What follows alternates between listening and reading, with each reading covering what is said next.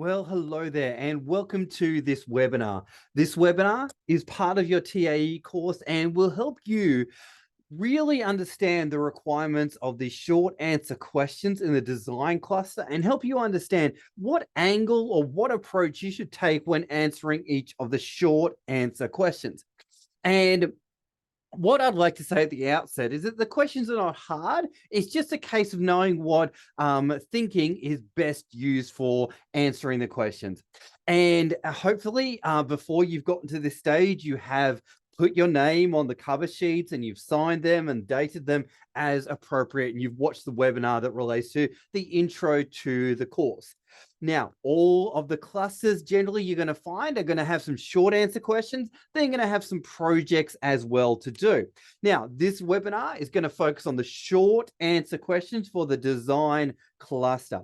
As you go through them, this webinar is going to give you some hints and some prompters on the best places to look for the answers and the best ways to think about the answers. Okay, so if you have any questions at all as you go through, don't forget we do have our fortnightly webinars that you can come along and get extra assistance from. And you can always email the trainer or assessor at the office and they may be able to help you out as well. But these webinars are going to be super helpful for you. So make sure that you do have a pen and pad and are ready to write as you go through these webinars. And feel free to watch these webinars over and over again so that you can really capture the information and know what's required of you and how to best answer the questions. All right. So let's jump into them and let's go for it, folks. So question one here, it says, to gain a result in a nationally recognized training product, training programs must be based on formal training packages or accredited courses. True or false? Well, folks, at this stage, highly likely the answer is going to be true. Highly likely. All right. And whether you read through your learner guide or you check out on Google, whenever somebody is undertaking a training course or an official training package, in order to get the qualification, it needs to be based on nationally recognized standards there. So hint, hint, nudge, nudge, probably the answer is going to be true there. All right. And question two here, it says each of the following will be considered a benchmark. Place a tick beside those that would be considered benchmarks for nationally accredited training and assessment. Now, this one, we kind of need to direct your attention to the probable answers, so to speak, just because it's a hard way to sort of, hard one to sort of say, definite yeses and nos, things like that. But the way to think about this is what aligns to national training packages, so to speak. So qualification descriptions, yes, they do, but it's not necessarily what you are assessed against. All right. Assessment plans, well, good to know and good plans to have in place, but not necessarily. Licensing requirements, absolutely. These are really important and are going to be specific to a particular industry. So you probably want to tick that one. Units of competency, absolutely. That's what you are assessed against. Okay. Standard operating procedures or work instructions. Yes, but that's going to be more so as an adjunct to units of competency anyway. So we'll leave that one. Assessment instruments or tools. Yes, absolutely. That's going to be one. And then the next one, evidence requirements. Absolutely. That's going to be one. Okay.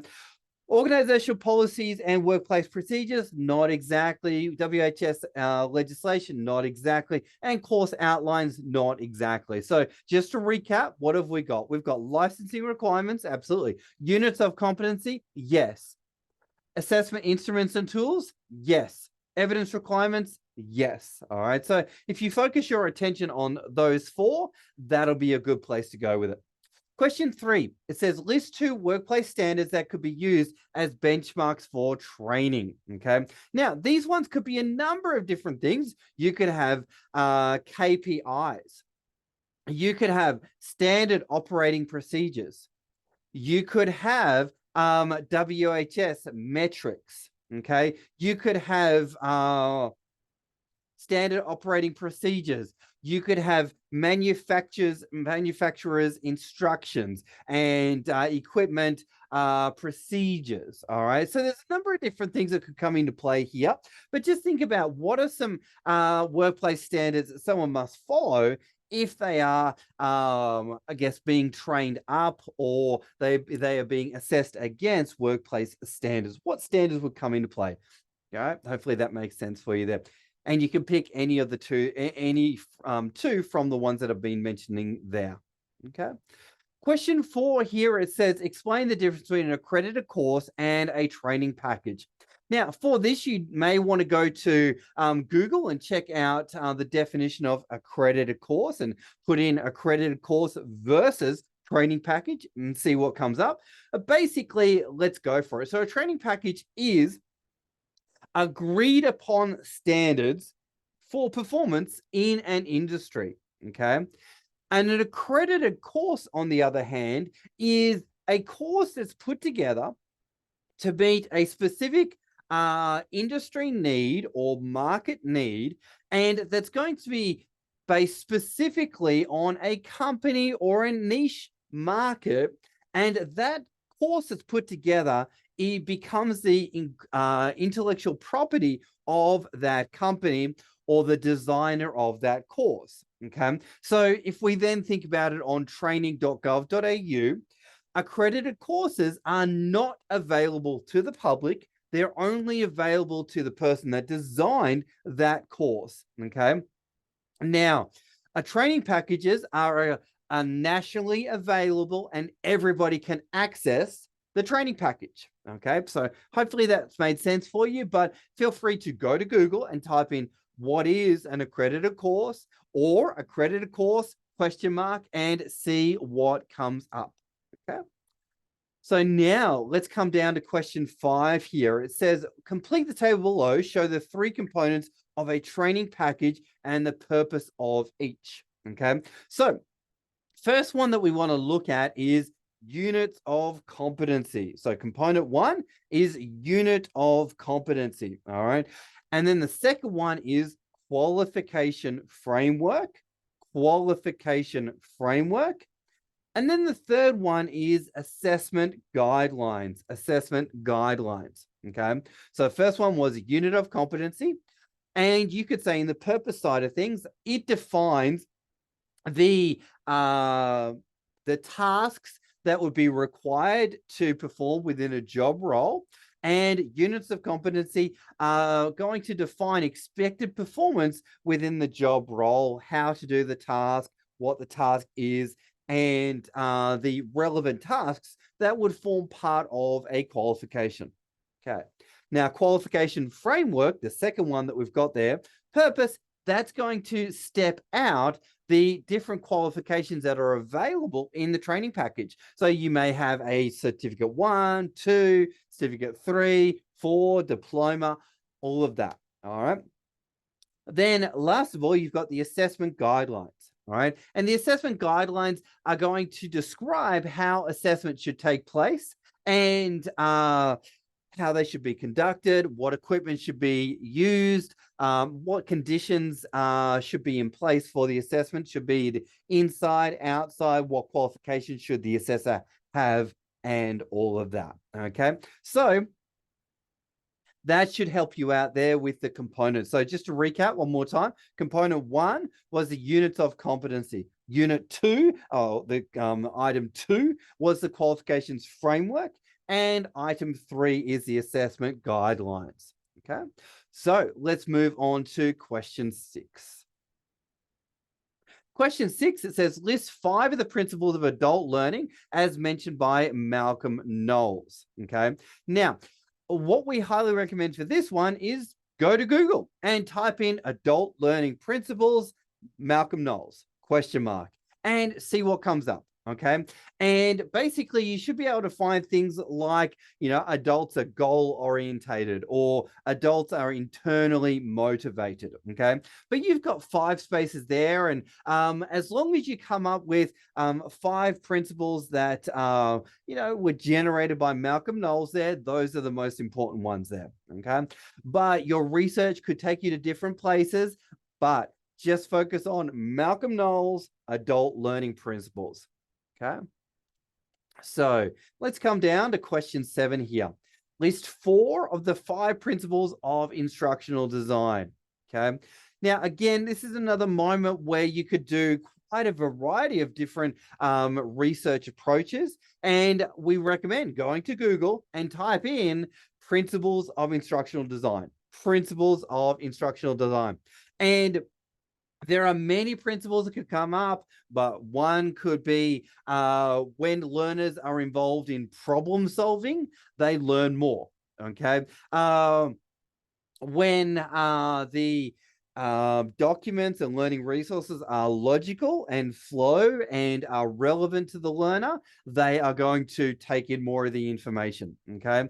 And when there is opportunities for learners to apply the information, they're going to get more out of the activity or the task that's in front of them. Okay. So head to Google and type in 5 principles of instructional design or instructional design principles and see what you can find. Okay. So let's check out question 8 here. Question 8 suggests one action a trainer might take to ensure resources are available within the required time frame. Now, you could come up with a wide variety of answers here, but we are looking for things like, okay, maybe they check how many learners are going to be in their group and make sure that they've got enough photocopies. And make sure that they do it within a reasonable time frame. Make sure that you have the required equipment and it's all functioning before you start your training session. Okay. And maybe ask the admin team to tell you how many learners you're going to have and make sure they print off enough copies of any assessments that could be required or any training materials that could be required. Okay. So at the end of the day, it's all about being prepared and making sure that you've got enough of the materials based on the number of learners that you've got there. Okay. So question 9 lists 3 questions a trainer should ask when developing new learning activities. Okay. So we can have things like, is the activity relevant? Another one could be, what is the desired outcome? Another one could be, will it be safe? Another one could be, will there be enough time to complete the task? Another one could be, how will my learners feel as they go through the activity? Another one could be, what am I looking to get the learners to feel? Or what am I looking for the learners to achieve through the task? Another one could be, what will they be able to apply going forward from the activity?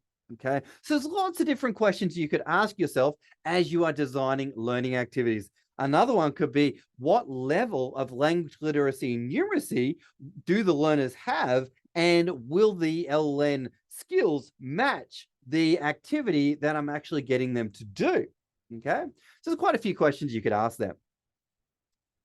Question 10 here, it says, complete the table below to show 3 different delivery modes and all methods and advantages, disadvantages of each. Okay, so number 1 could be face-to-face training. All right, face-to-face training.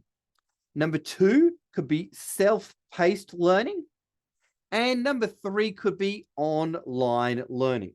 Online learning. Okay, so face-to-face would be obviously when there's a trainer or a facilitator there and they are running them through PowerPoints or physical activities or simulated tasks. Okay, and I'm not going to go into the advantages, disadvantages, because I think that you could pretty much Google that.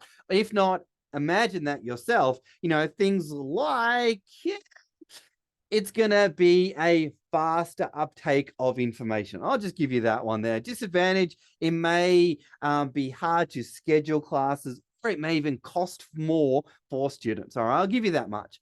The second one there, as we've said, is self-paced. Advantage, you know, learners can do it in their own time. Disadvantage, it can take longer. Oops, I gave you some there.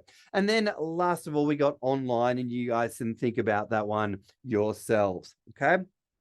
So that is how to tackle question 10. Just to recap, we got face-to-face, number 2, self-paced, and 3rd, you got online. Now, you could certainly approach it differently, and you could say face-to-face, and then another one could be Zoom presentations, and another one could be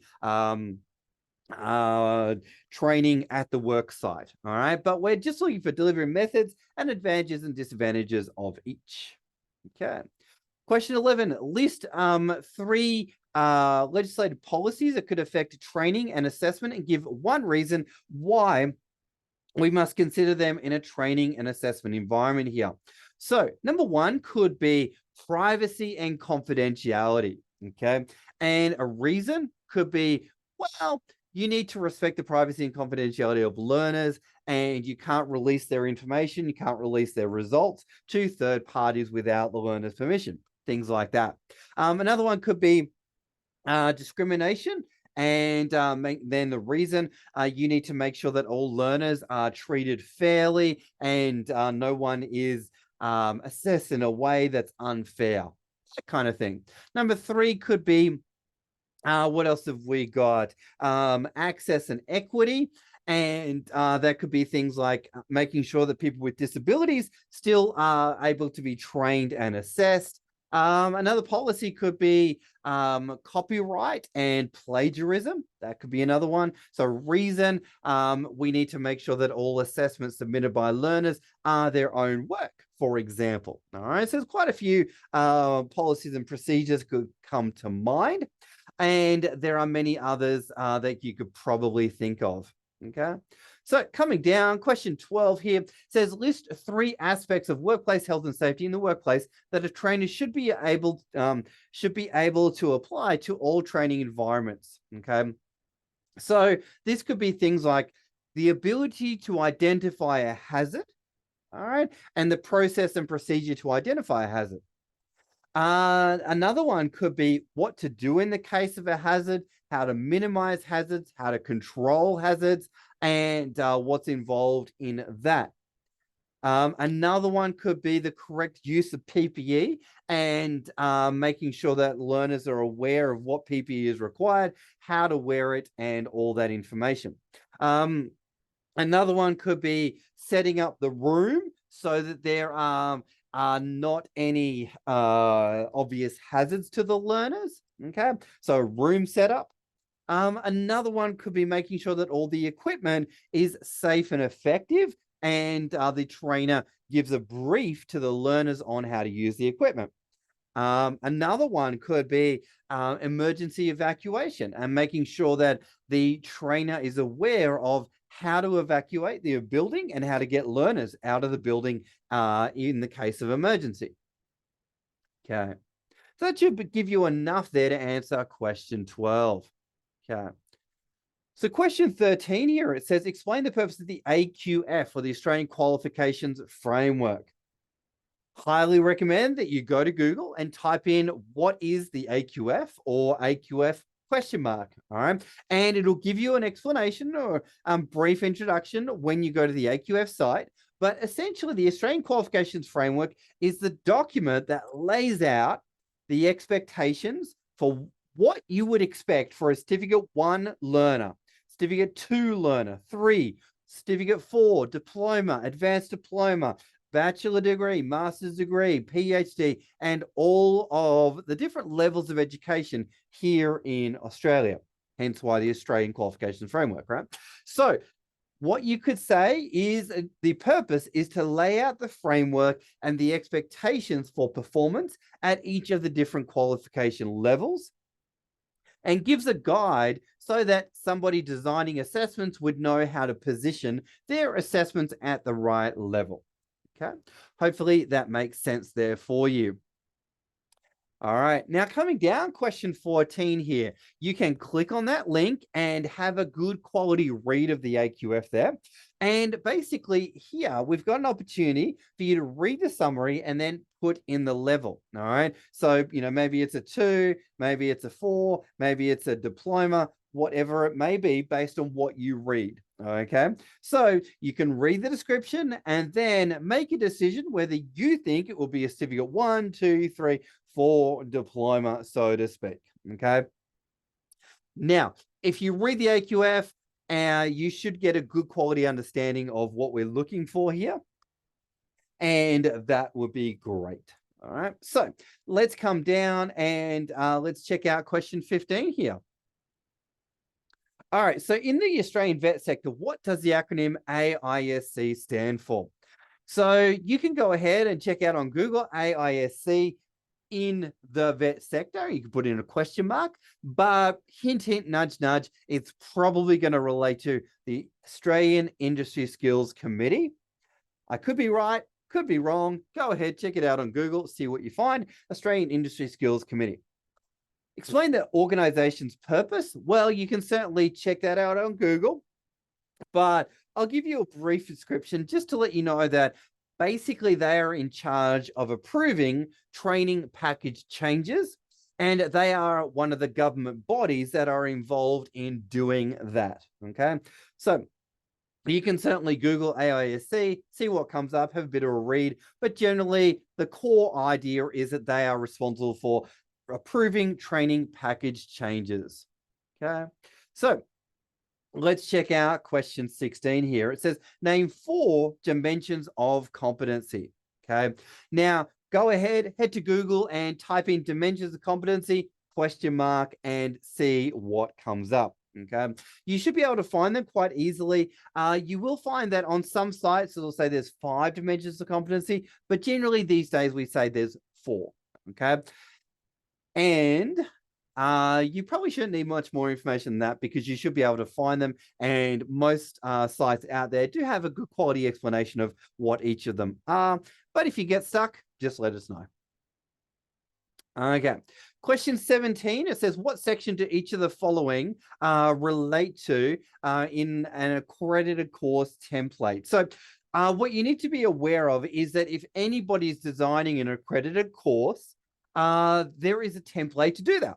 And generally, the accredited course format looks very similar to units of competency, but it's a little bit different in nature in some sections, and there is actually a template to put it together when you are designing accredited courses, right? But section, and if you want to find this, you can go to Google and type in accredited course template, ASCA, or ASQA, accredited course template, question mark. All right, and that's how you'll be able to find it. But without you even looking it up, I'm going to give you some direction here. So section A, we're going to say copyright and course clarification information. Okay, part B, we've got course information, and C, we've got units of competency, But you can go ahead and verify that as you do your Google search and type in accredited course template, question mark, and see what comes up. You will find a PDF. You click into the PDF and you'll be able to see an explanation of section A, B, and C. Okay. Question 18, it says, explain the structure and format of a unit of competency. Now, if you go along to one of the face-to-face workshops, part of RAM Training Services, or if you are studying online and you go through some of the modules in the design cluster, you will see an explanation of what a unit of competency is and what it's all made of. But essentially, we've got some core components of the elements, the performance criteria, the foundation skills, and let's just pause there for a moment. So elements are basically the steps to do the task. Okay, so a unit of competency is basically a task or a skill within a qualification. So you may have a unit of competency such as organize a business meeting. All right, so that could be the unit of competency. Then if you look into the unit, it's got multiple elements. Now an element is a step to do the task, and it may have 3 elements or 4 elements, it may have even 5 elements. And then the performance criteria are the expectations on how to do that task. So you may have 1.1, 1.2, 1.3, 1.4. Okay. So then we've got things called foundation skills, and foundation skills are the basic survival skills or language literacy numeracy skills that someone would need in order to be able to complete the unit. So things like interacting in a team, or reading skills, or writing skills, or oral communication skills. Okay. Then, as part of the assessment side of things, we have what's called performance evidence. Performance evidence. And performance evidence stipulates what performance must be seen or observed of the candidate. Okay, so in the case of organizing a meeting, we may need to see them organize 1 or 2 meetings. Okay, we may need to see them take meeting minutes. We may need to see them set up a room. Okay. Now, we then have things called knowledge evidence. Knowledge evidence. Okay. Now, knowledge evidence is the things that we need to test their knowledge on for them to be able to do the performance. Okay. And in the unit of competency, it's going to list all the things they need to know about in order to be able to do the actions or the tasks. Okay. And then we've got things called assessment conditions. Assessment conditions are the conditions under which assessment must take place. So what we recommend is go to Google and type in structure of unit of competency, ? See what comes up. And in your answer, make sure you mention the following things: elements, performance criteria, foundation skills, performance evidence, knowledge evidence, and assessment conditions. Okay. Hopefully that's given you enough information there to attack question 18. Okay. So let's check out question 19. Explain what is meant by the following terms. Okay. So first one that we've got here is qualification prerequisite. Okay. So basically that is the skills or qualification that's required to be done before you start the next one. So for example, as part of a diploma of WHS, you may be required to complete a certificate 4 in WHS. So it's the qualification must be done before you start the next one. Qualification pathway is essentially what qualification can you do after you finish one. So for example, a qualification pathway after you complete a certificate 3 in business, well, the next pathway could be a certificate 4 in business. Okay. And as part of that, also, what job or career could the qualification actually take you towards? Okay. So for example, if you got a license in real estate, well, or a certificate 4 in real estate, that could take you towards becoming a real estate agent. Okay. Or if you've got a certificate 3 in plumbing, well, that could take you towards being a plumber, so to speak. Okay. So it's both the career and the future qualification as well. All right. So competency standard basically is another word for unit of competency. Okay. So you could say competency standard is another word for unit of competency, and it is a core component of an entire qualification. There are core units and elective units, and a certain number of competency standards must be completed in order to complete a qualification. Okay. So assessment tool. Assessment tool is basically the document that outlines all of the assessments that must be undertaken by the candidate.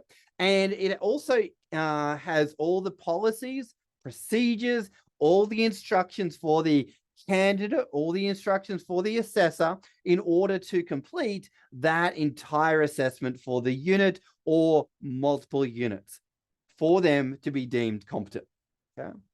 An assessment instrument, on the other hand, is one of the documents as part of the assessment.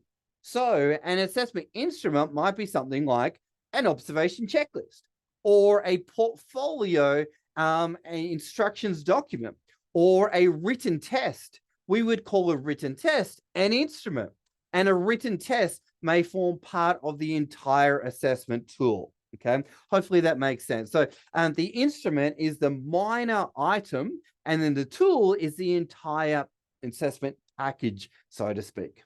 Okay. So now yeah, awesome. So now let's check out question 20. All right. When putting together the units for a formal qualification, you're allowed to use whichever combination of core and elective units you wish, true or false, and explain your answer below. Okay. Hint, hint, nudge, nudge, it's probably false. Okay. And what we have in the vet sector is we have things called packaging rules. Packaging rules. And packaging rules, basically, when you go to the website training.gov.au, it will actually, when you look at each qualification, tell you what units must be covered as part of core units. And then it's going to tell you what electives you can use or what electives you can put together in order to create a program for a client. Okay, so you can't just willy-nilly pick any unit of competency that you want. It must be defined within the industry, because the industry has agreed that those would be good electives as part of that qualification. Okay, so hopefully that has made sense. And if you want to find out more, just Google the concept of packaging rules for units of competency. All right, let's head to question 21 here. A few acronyms that are going on here. So question 21, it says, in the Australian vet sector, what do the following acronyms stand for? So highly recommend that you utilize Google for a little bit of this, but AQF, hint, hint, nudge, nudge, Australian Qualifications Framework. All right. Now, TGA, because it's easy to confuse it with something else, let me just give it to you. Training.gov.au. All right. It's not Therapeutics Goods Organization or Authority, whatever that one is. NCVR, you can certainly Google that one. Okay. RTO is a registered training organization. Should be quite easy and top of mind for you there. Service Skills Organization is one that you want to think about there for SSO. And I'll leave the last one there for you to Google and see what you can find on the old ASQA.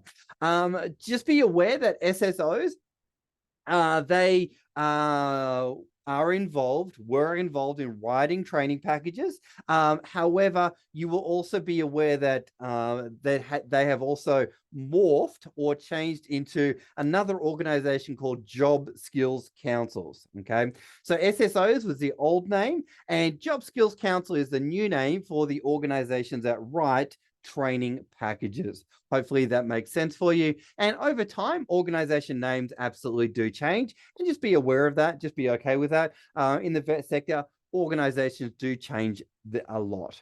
Okay. Question 22 here, it says, list one component of a training package that can be contextualized. Okay, so in regards to what can be contextualized, well, we could say that performance criteria can be contextualized. What we mean by that is it can be modified to meet the relevant situation of the client. So you can add extra words to the performance criteria. You can what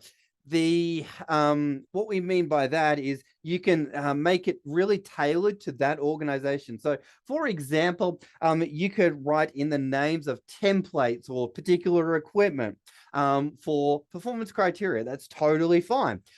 Having said that, just addressing question 23, you cannot change the assessment guidelines. You cannot change performance evidence or the knowledge evidence. Okay, so with question 22 here, you can modify and contextualize the performance criteria, but you can't change any of the assessment guidelines, if that makes sense. Okay. And certainly if you want to go to Google and type in the word contextualization, question mark, see what comes up. Guaranteed it will talk about what can be, what can't be, and it will give you some examples of it as well. Okay. So coming down, we've got question 24 here. It says list and explain the 4 endorsed components of a national training package and the keyword here is endorsed components, okay? And just to rattle off a few here, but what I do recommend is that you go to Google and type in endorsed components, training package, question mark. All right. The terminology of endorsed components and non-endorsed components, it's quite widely used in the vet sector, and you will find a lot of information on endorsed components, non-endorsed. All right. But just to throw some endorsed components at you, we got the quality framework. We've got units of competency. We've got assessment requirements. We've got credit arrangements. All right.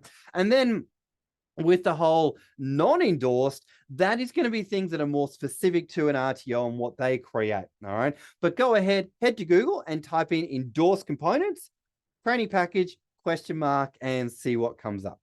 Okay. Question 25 here lists 3 sources of information relating to training packages. Okay. Now, this one, you can have training.gov.au.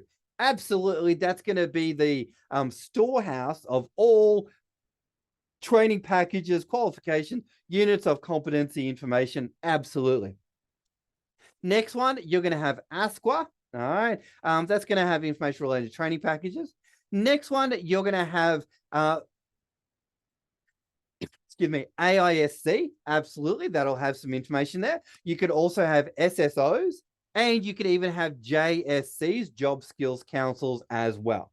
Okay. And also, your RTO may have some information about the current training package that they are using, but these organizations that we're mentioning here, Job Skills Councils, SSOs, AISCs, ASQA, and training.gov.au, they're going to be the core ones that you go to most often. Okay. 26, which organization manages development and modifications of training packages? Okay. So in your answer, you could say something to the effect of, hint, hint, nudge, nudge. The AISC looks after the modifications of training packages and approves training package changes. You could also mention that Job Skills Councils make changes and then submit those changes to the AISC or to the government organization of the time. Okay. Next, it says, question 27, name the body that holds final responsibility for the development of training packages. So again, this could be highly likely AISC, Australian Institute of Skills Committee, or it could be ultimately, let's just leave it at that one, AISC. All right. So question 28, it says, name the body responsible for approving accredited courses. Well, this one's a little bit different. This one's actually ASQA. ASQA are responsible for approving accredited courses. So if you are a developer, you follow the development process using that accredited course template that we talked about earlier. And we create our accredited course, then we submit it to ASQA, and ASQA are going to approve it or not approve it. Okay. Question 29 here, it says, explain the relationship between licensing requirements and the vet sector. Well, there are a number of licenses out there that actually require us to have a qualification before we get the license. This can be things like maybe a builder's license, or maybe a financial license, or maybe a real estate license. All of these licenses, so to speak, may actually require us to have a qualification. For example, the certificate 4 in building or property services. Property services require to be a real estate agent, for example. Okay. Certificate 2 or 3 in security will help us get a security license if we want to become a security guard. Okay. So let's come down. Question 30 here. It says, explain the role of a prerequisite in a qualification. Please provide an example below. Okay. So you could say that a prerequisite is a unit of competency or a qualification itself that may be required before you achieve the next qualification or the next unit. So we may have things like in the world of WHS, you may need to get a certificate 4 before you get a diploma of WHS. Or in the case of a particular unit of competency, you may need to do infection control before you do another unit as part of, for example, a bachelor of nursing or a diploma of nursing. I'm just throwing examples out there, but you'll be able to go on to training.gov.au and find lots of other examples there of prerequisites. And you can even go into Google and type in what is an example of a prerequisite unit of competency. Okay. So now let's check out question 31 here. Refer to the implementation guide for the business service training packages. Say one condition with which an RTO must comply when contextualizing a unit. Okay. So we could say that a RTO can add in specific terminology or specific equipment or specific names of forms that could be weaved in as part of the training, but it must not change the assessment conditions as we talked about. And it can't change the integrity of the outcome of the unit of competency as well. Okay. So at the end of the day, the outcome must be the same, but the training can be specified and tailored to that audience that is being delivered to. Okay. So let's come down to question 32 here, folks. Question 32. Read the assessment guidelines in the TAE training package and list 3 points assessment must be aware of if they are to assess a candidate. Okay. So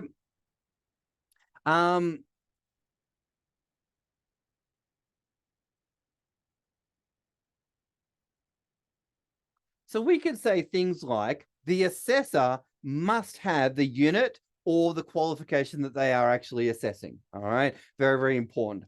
Another one could be that the assessments must all be conducted in a way that follows the principles of assessment. Very, very important. Another one could be that the assessments are conducted by somebody that has currency and up-to-date knowledge of the assessment topic and the assessment area, and they are a qualified assessor. Another one could be that the assessments are done in alignment with the AQF and in alignment with the units of competency requirements. Okay. So hopefully that should give you enough there. And I'll just recap. So number one, it must be aligned to the assessment requirements from the unit and the AQF, right? Another one could be it must be done in a way that follows the principles of assessment,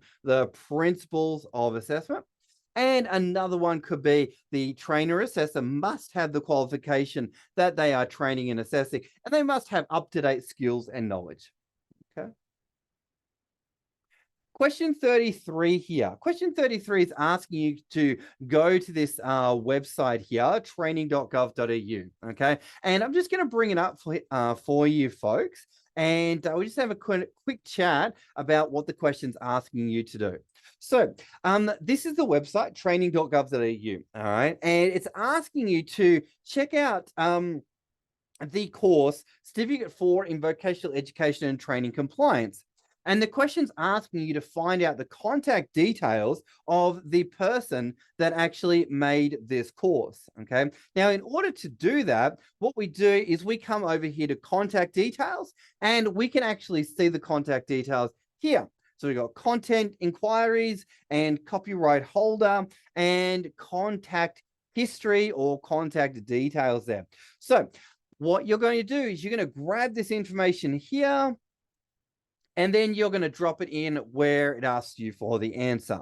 Okay. So I'm going to come back to the document that we've been looking at here.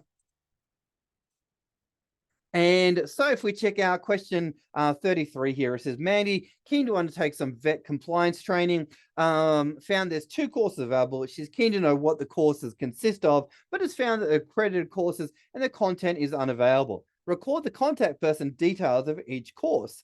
All right, so if we come back, we have the details of the contact details of Alex Schroeder, and so that's what we could write in there, the phone number and the email and the address, all of that fun stuff there. Okay, and if you're not sure how to find that, you can literally type in certificate 4 in vocational education and training compliance, and you'll be able to find and type that into Google and then find those details. Okay. Now, next question, B, it says, David is an automotive engineer, is keen to find out what courses are available for an apprentice he has recently engaged. Research training.gov.au and recommend 2 courses, qualifications that could be considered suitable for the apprentice. Okay. Now, the best way to do this is go to Google and type in automotive space training.gov.au. Okay. And I have done that, and basically, here's one I prepared earlier. So I went to Google and I typed in automotive and then training.gov.au. Okay, so I went, and then that gave me the training package details, or the automotive training package. And if I come down here, I can see that there is a certificate 1 in automotive vocational preparation. Okay, there's certificate 2, certificate 3 down here, and there is quite a few qualifications that potentially could be applicable for this situation, for this apprentice that we've got as part of this this scenario here. So you can list any of the qualifications that you see here that might be appropriate for an apprentice. So don't forget to make sure that you put in the code and the title, code and the title. All right, question 34, folks. In 2 to 3 sentences, explain your understanding of the term reasonable adjustment in the vet sector. Okay, so in here, highly recommend that you go to Google and type in reasonable adjustment vet sector question mark, see what comes up. Basically, it is the art and science of making modifications to training approaches or assessment approaches so that nobody with a disability is unfairly discriminated against. Okay, so it's not just the training, but also the assessment as well. So for example, in the training side of things, if somebody's in a wheelchair, naturally you want to make sure there's a ramp and there's access to the training area. If somebody's got vision impairment, well, you'd probably want to give them documents in Braille so they could read or they could follow along. If somebody has a hearing impairment, you definitely want to give them a sign, sign interpreter or Auslan interpreter, those kind of things there. So reasonable adjustment, go to Google, type it in, and see what comes up, do your research, and then explain what it is. Then B says, give 2 reasons why it should be done, and those should come to you quite easily. Things like keeping it fair, no one's left out, no one's discriminated against, all those kind of things. Everyone's got equal opportunity and inclusion, diversity, those kind of things. All right. C, give 2 examples or occasions when reasonable adjustment may be made. Okay, so I've already given you a couple of examples there: vision impairment, physical disability, mental, emotional, or physical disability. So you could have someone that's got a learning difficulty. All right, you could think of examples of that as well: ADHD, dyslexia, all of that. All right, question 35. List 2 vet policies that could impact on the way training assessment is conducted, and give a reason for each. Okay, so these could be things like plagiarism and what comes into play if students copy each other's answers. All right, that's a big one. Another one could be anti-discrimination. And another one could be assessors assessing following the assessor code of practice. Another one could be Assessment appeals. So giving students the opportunity to appeal an assessment decision. Another one could be privacy and confidentiality. Knowing that all student results should be kept private and confidential. Okay. Another one could be reasonable adjustment. That's one we've talked about already. Okay. Another one could be language literacy, numeracy support, and learner support. Okay. So all of those things are definitely going to impact training and assessment. And I've given you a few there, so you should be able to use some of the examples I've given you there and explain how they may impact training and RTOs. Coming down, we've got B. You're about to prepare the training program for a candidate and just visited TGA and found the 2 qualification code has changed from BSB that to that. Compare the 2 qualifications in the list, 3 changes to the new qualification. Okay, so things could be like unit codes are different. All right, that's a pretty simple one there. The information is written in 2 documents as opposed to 1 document. Okay. Another one could be that pathway details no longer are included. Another one could be maybe that the range statement has gone. Another one could be that assessment conditions are different. Okay, so I've given you a few there. I wouldn't overthink the question too much. It's basically just asking you what are the core differences between the 2, and you may even look at the packaging rules and the number of units that are required in the BSB 4015 qualification compared to the BSB 40120 qualification. And how would you find this information? Go to Google and type in the code, put a question mark, see what comes up, read through it, and then go to the next code, type it in, read through it, and notice any differences that you can see. Okay. So coming down to the next question here, list 3 benefits to the organization and all concerned when work is conducted in accordance with organization quality assurance policy. So it could be things like, well, better staff retention. Okay. And another one could be better compliance results when the TO comes up to audit. Another one could be students feel like they are having a better learning experience. Another one could be less compliance exposure. Another one could be, let's see, better consistency of training and assessment. Another one could be better consistency of assessment decisions. Okay. So I've given you quite a few there, and hopefully it's enough to answer the question there.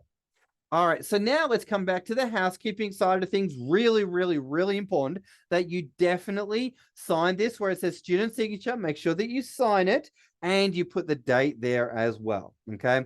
Really, really important that as soon as you finish this section up here, that you do sign it and put the date, all right? You don't need to do anything other than that. You can just sign it once and just put the date. You don't need to do it 2 or 3 times. Just make sure that you do it once here and drop in the date. Okay. Now this section here is going to be filled out by your assessor, but it is critically important that you sign that section there and put the date. If you don't, then it will drag out the marking time on your assessment. So please make sure that you sign it and drop in the date. Hopefully this webinar has been helpful, folks. And as always, don't forget to pause and take notes, and just work through it. And if you get stuck in any way, shape, or form, make sure that you come along to our fortnightly webinars that we have, and also just shoot an email through to your trainer or assessor, but also interact in the Facebook group as well. And you can certainly pose questions there. But hopefully this webinar has given you enough information to be able to address each of the questions. Thanks for watching, folks, and we'll see you on the next one.